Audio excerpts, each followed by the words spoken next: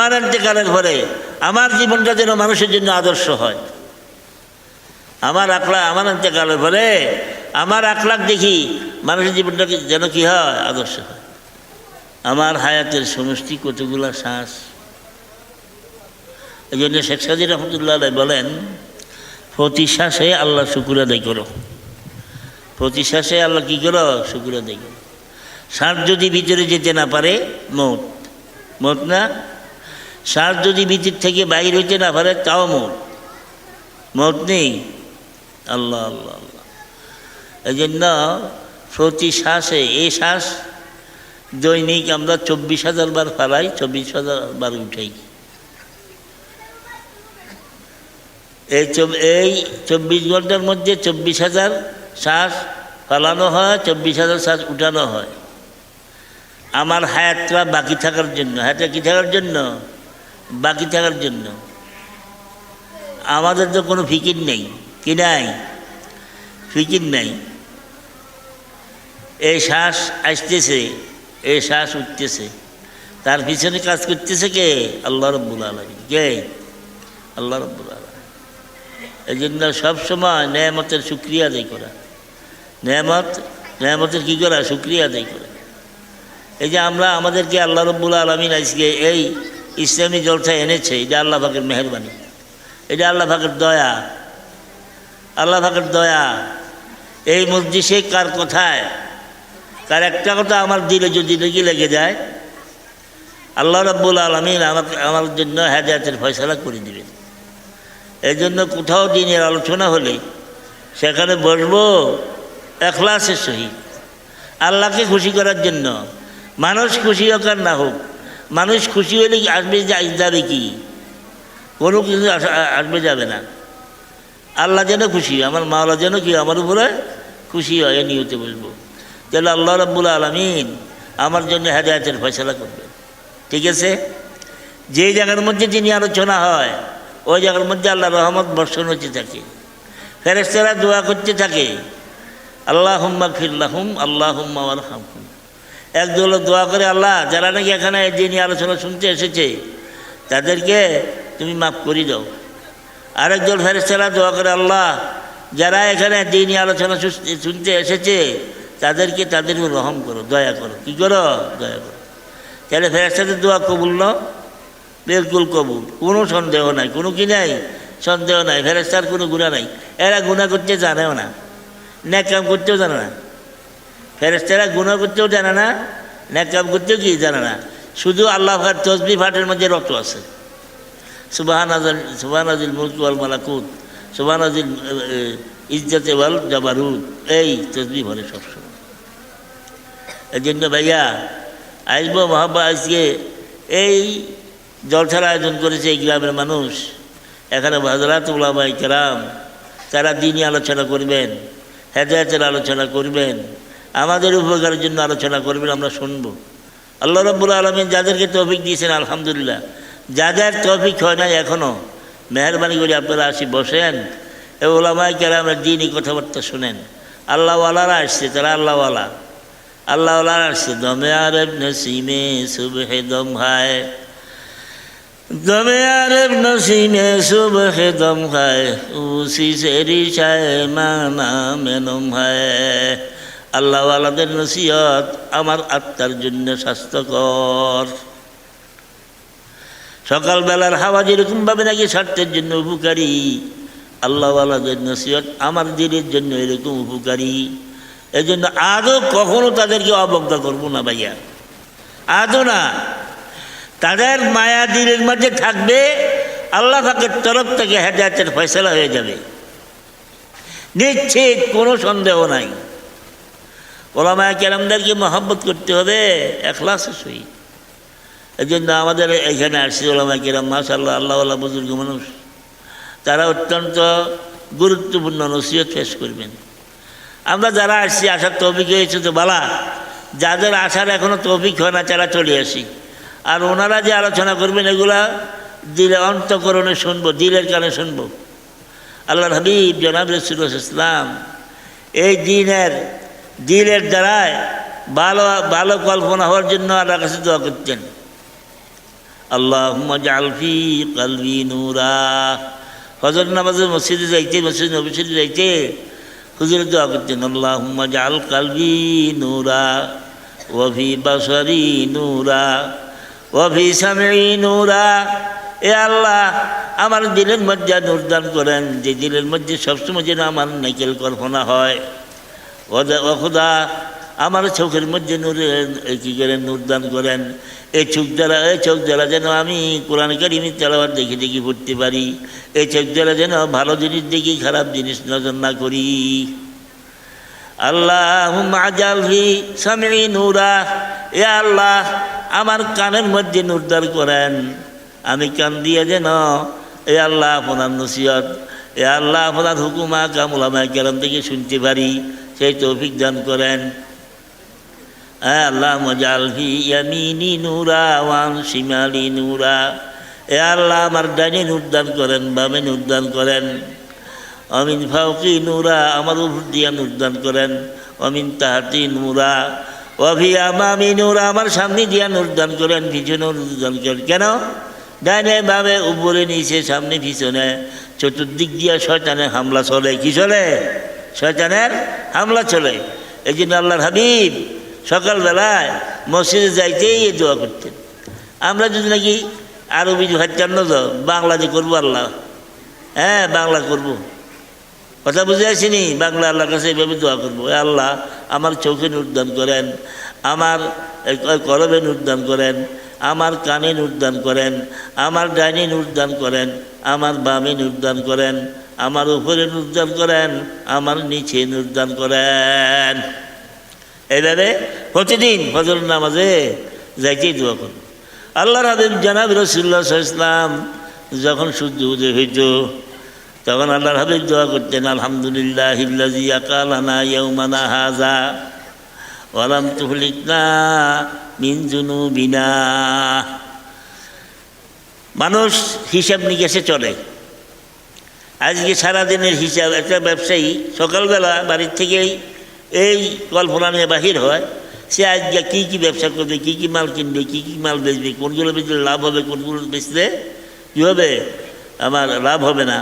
যেগুলোর যারা লাভ হবে না এগুলো বর্জন করে, যেগুলোর যারা লাভ হয় এগুলা কী করে করতে থাকে। এরকম আল্লাহ হাবিব বলেন, দৈনিক তোমার আমলের হিসাব করবা। কী করবা? হাসিবু ক্বাবলা আন তুহাসিবু। তোমার হিসাব নেওয়ার আগে তুমি হিসাব করি। হিসাব নিবে কখন? কখন নিবি হিসাব? হাসরের ময়দানে। কখন? হাসরের ময়দানে। হাদিসে কুদসির মধ্যে আছে, আল্লাহ রাব্বুল আলামিন বান্দাকে সৃষ্টি করার সময় থেকে হাসরের ময়দানে উঠার আগ পর্যন্ত শুধু বান্দার দিকে তাকাই থাকবে, তাকে কোনো কিছু জিজ্ঞেস করবে না।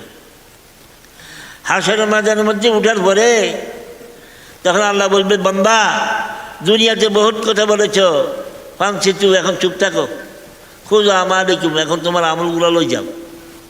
তখন আমার আমল আমি নিজেই দেখব। এই দুনিয়াতে ভাইয়া যত আমল করব, অত ভালো আমল করব না খারাপ আমল করব। ভালো আমল করলে তারা বেহেশতের অধিকারী হবেন, খারাপ আমল করলে জাহান্নামের অধিকারী হবেন। জাহান্নাম কত ভয়াবহ জায়গা। একটা জাহান্নামীকে আল্লাহ রাব্বুল আলামিন মক্কা এবং মদিনা আয়তন জেদ্দুরা এত মোটা বানাইব।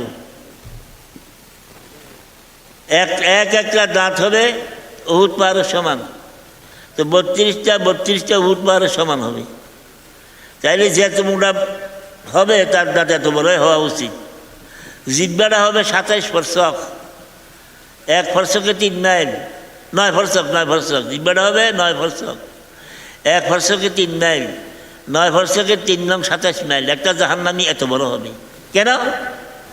দুনিয়ার মধ্যে সে যতদিন থাকতো ততদিন আল্লাহ পাকের নাফরমানি করতো। কী করতো? আল্লাহ পাকের নাফরমানি করতো। 1 কোটি বছর হায়াত হইলেও তার নাফরমানি বন্ধ হইতো না।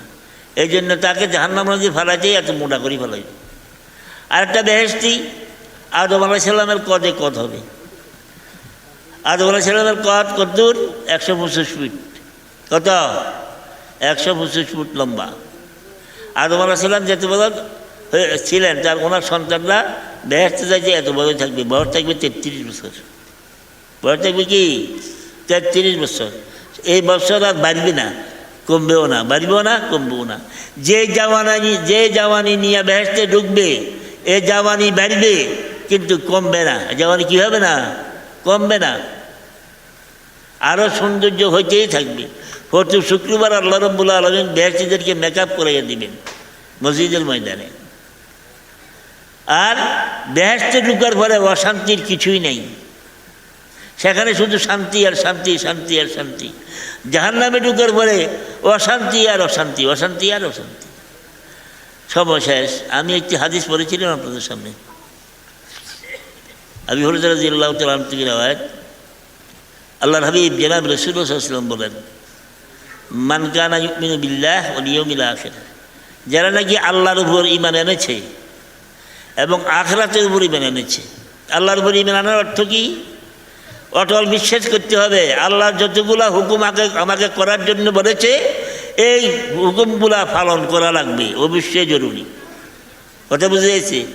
আর আল্লাহ রাব্বুল আলামিন যেই নিষেধগুলা করেছেন, এই নিষেধগুলা এই যে আমার জন্য ফরজ, এগুলা বর্জন করতে হবে।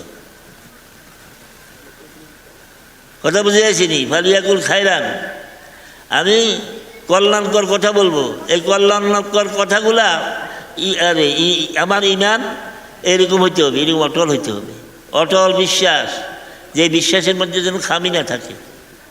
রাসূলের উপর ইয়াউমে আখিরাতের উপর ঈমান আনার অর্থ কি?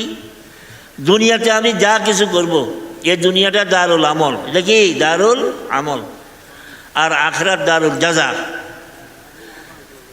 দুনিয়ার মধ্যে আমি যত আমল করব, যদি নাকি একটা রাইয়ের দানা বরাবর নেক করি অথবা রাইয়ের দানা বরাবর গুনাহ করি, এই নেকটার জাযা আল্লাহ রাব্বুল আলামিন আমাকে ইয়াউমে আখিরাতে দিবেন।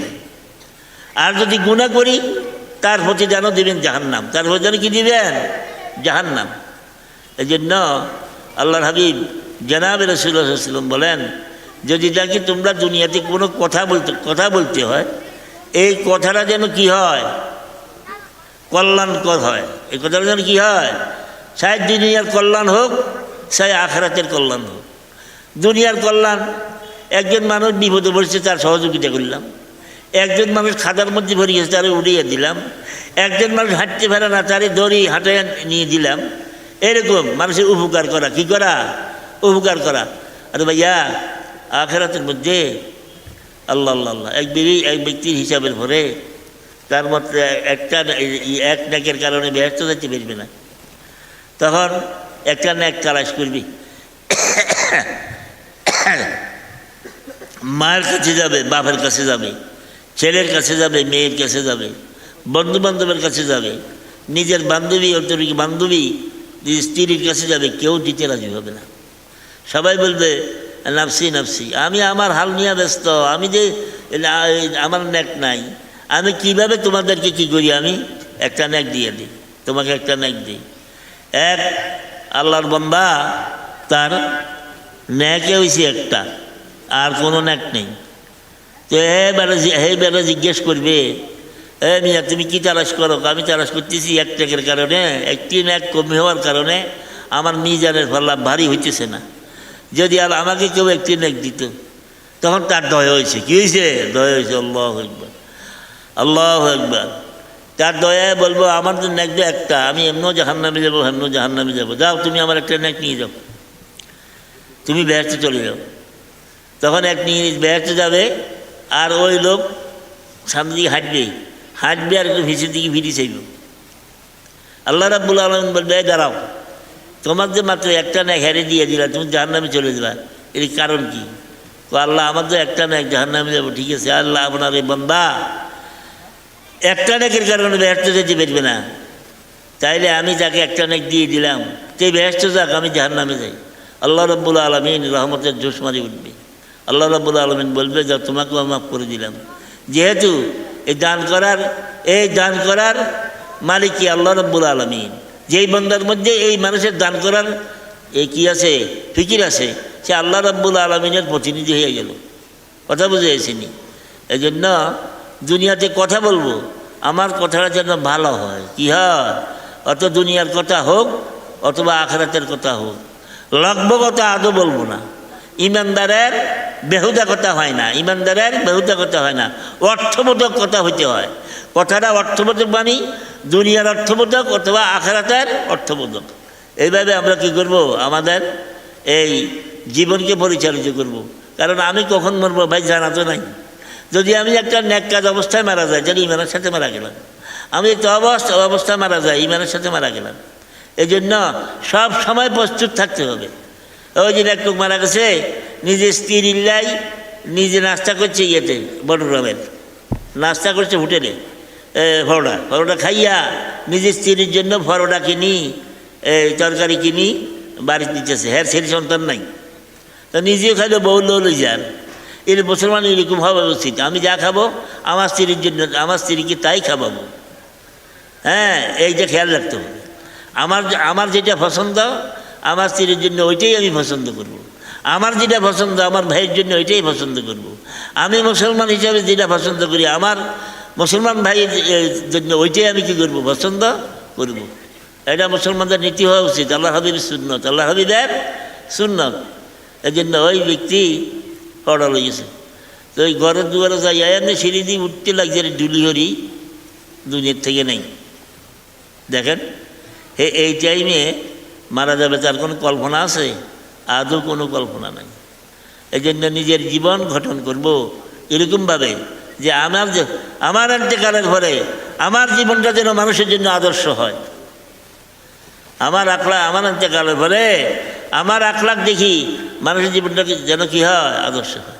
আপনারা এখন যা আসছেন, আমাদের প্রধান আলোচক যিনি মুফতি আতাউল্লাহ সাহেব, আল্লাহওয়ালা মানুষ, উনি একবারে নিরেট আল্লাহওয়ালা।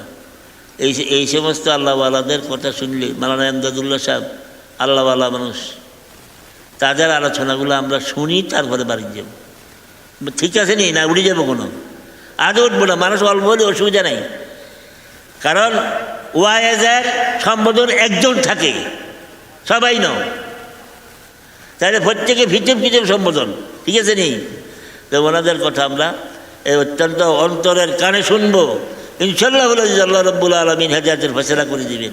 ভাইয়া কত রম্যা বক্তা তো আছে, তারা লিস্টি করা বর্তানো কথা বুঝে যাচ্ছিলি, তাদের কথাই আসল কথা, শুনলেই বুঝবেন, তাদের কথাই আসল কথা, তাই শুনলেই বুঝবেন। আল্লাহ পাক আমাদের সবাইকে শোনার এবং বুঝার তৌফিক দান করুক।